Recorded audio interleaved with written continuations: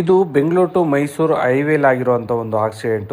ನಾನು ಎಷ್ಟೋ ದಿನದಿಂದ ಒಂದು ಯೋಚನೆ ಮಾಡ್ತಾ ಇದ್ದೆ, ಯಾಕಪ್ಪ KSRTC ಬಸ್ಗಳೇ ಆಕ್ಸಿಡೆಂಟ್ ಆಗ್ತಾವಲ್ಲ, KSRTC ಬಸ್ಗಳು ಯಾಕೆ ಇಷ್ಟೊಂದು ಆಕ್ಸಿಡೆಂಟ್ ಆಗ್ತವೆ ಅಂತ. ಆದ್ರೆ ಇವತ್ತು ಗೊತ್ತಾಯ್ತು ನನಗೆ ಈ ವಿಡಿಯೋ ನೋಡಿದ್ಮೇಲೆ ಇರೋ ಸತ್ಯ. ನೀವು ಏನಾದ್ರು ಆ ಸತ್ಯ ತಿಳ್ಕೊಬೇಕು ಅಂತಂದ್ರೆ ಈ ವಿಡಿಯೋ ನೋಡಿ ಗೊತ್ತಾಗುತ್ತೆ ನಿಮ್ಗೆ. ಅಪ್ಲಿಕೇಶನ್ ಹಾಕಿದಿರಲ್ವಾ, ಎಷ್ಟು 35 ಕೇಳದ್ನ ಗಣೇಶ್ನ 30 ಕೊಡ್ತೀನಿ, 5 ಕೊಡ್ಬೇಡಿ, ಎಲ್ಲ 30 ಕೊಟ್ಟಿರೋದು. ಟ್ರ್ಯಾಕ್ ಆಗಿಲ್ಲ ಅಂದ್ರೆ ಒಂದು 10,000 ಜಾಸ್ತಿ ಆಯ್ತ ಅಂತ ಹೇಳಿದ್ರು. ಯಾರು ಅವರು ಇನ್ನೊಂದು ಫೋನ್ ಮಾಡಿದೆ, ಟ್ರ್ಯಾಕ್ ಆಗಲಿಲ್ಲ ಅಂದ್ರೆ 40 ಕೇಳ್ತಾರೆ, 45 ಕೇಳ್ತಾರೆ. ಟ್ರ್ಯಾಕ್ ಮಾಡ್ಬಿಟ್ರೆ 30 ಆಯ್ತು. ಮಾಡ್ಬೋತಾರ ಒಟ್ನಲ್ಲಿ ಮಾಡ್ಬೋದು, ಏನು ತೊಂದರೆ ಏನಿಲ್ಲ. ಅದಕ್ಕೆ ಸುಳ್ಳು ಹೇಳೋದು. ನಾವು ಟ್ರ್ಯಾಕ್ ಮಾಡಿಲ್ಲ ಕಣ, ಕೊಟ್ಟು ನಾವು 40,000 ಕೊಟ್ಟು.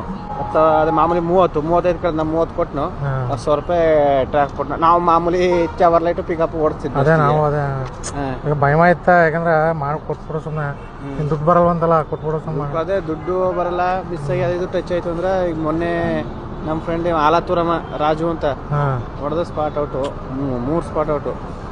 ನೋಡಿದ್ರಲ್ಲ, ಇದೇ ಸತ್ಯ. ಅಧಿಕಾರಿಗಳೇನೋ ದುಡ್ಡಿನ ಆಸೆಗೆ ನಿಮ್ಗೆ DL ಮಾಡ್ಕೊಟ್ಬಿಡ್ತಾರೆ ದುಡ್ಡು ತಗೊಂಡು. ಆದ್ರೆ DL ಮಾಡಿಸ್ಕೊಳ್ಳೋರ್ಗಾದ್ರೂ ಮನುಷ್ಯತ್ವ ಬೇಡವಾ? ನೀವು ಬದುಕಕ್ಕೋಸ್ಕರ ಇನ್ನೊಬ್ರು ಪ್ರಾಣ ತೆಗೆ ಕೂಡ ರೆಡಿ ಆಗ್ಬಿಡ್ತಿರಲ್ಲ.